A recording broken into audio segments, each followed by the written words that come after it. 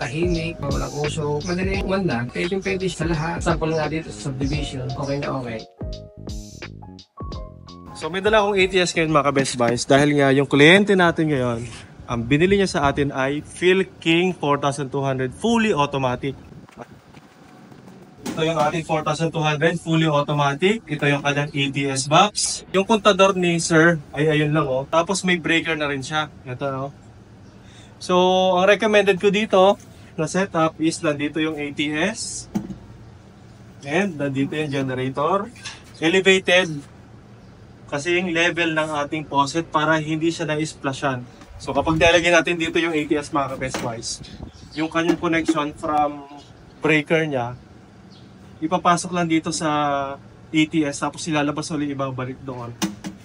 Maiksi lang yung wire ngayon na makukonsumo niya. Pag sa likod natin ilagay, mag-extension pa siya from this line papunta doon. Medyo pricey yon kasi yung ating wire ay medyo may kamahala yung THH wire natin.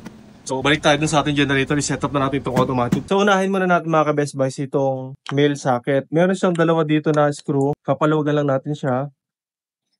And then, yung tatlo naman sa harap para ma-pull out natin. Kapag na-pull out na natin ito mga ka-Best Buys, ang i-energize lang natin dito is yung dalawang magkapareho. Ito, wala. Locking mechanism lang to. I-connect na natin yung dalawang linya. Susok lang natin. Pwede siya magkapalitan mga ka-Best Buys. Line, dito yung neutral or pwedeng line to line pag 110, 110 yung linya sa inyo. Open na muna natin tong gilid. Para bumukas yung gate. Ito. Higpit.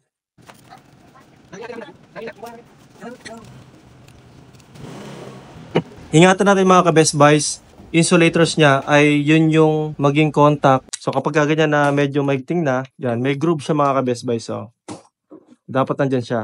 And then saka natin ibabalik tong tatlong screw para humigpit. Okay na tong sa generator side. Sasaksak na lang natin to sa ating convenient outlet para ang supply ay manggagaling mismo sa bottleneck. Hindi naman tayo masyadong malilito dahil meron naman tayo dito mga markings. So sa load side, ito yung papasok sa ating main breaker. Ito namang utility power natin is yung linya after ng kontador. At syempre yung ating generator, yung linya na galing dito. Unahin natin yung load. Dito tayo sa gitna.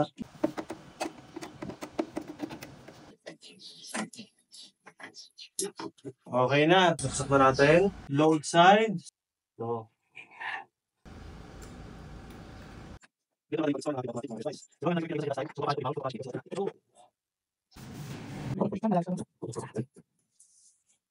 Ito yung galing sa bottleneck. So ito yung magaganap mga ka-Best Buys kapag nawala ng kuryente, magba-brown out, siyempre mawawala tong ilaw. After nun, dapat mabubuhay yung generator. And after naman na bumalik na yung ating utility power or yung ating bottleneck, dapat kusang mabubuhay yung ating generator. Kapag naka-automatic siya, automatic syempre yung function. Pero kapag naka-manual mode, ayaw mo na mabubuhay ng kusa yung generator kapag umalis ka kasi mauubusan ang gasolina. Yung generator natin dapat naka always on din yung gas. Kapag mababa yung kailangan natin na supply, eco on lang. Pero kapag mataas yung supply, eco off tayo. So by that, makakatipid din tayo sa gasolina. Dahil nga, mas mababa yung RPM, mas mababa din yung fuel consumption. Ang regular consumption nito mga ka-Best Buys is 800 ml per hour. Kaya naman yung 12 liters sa tank capacity nito ay kaya mag-last up to 15 hours kung 50% lang yung inyong loads na ginagamit.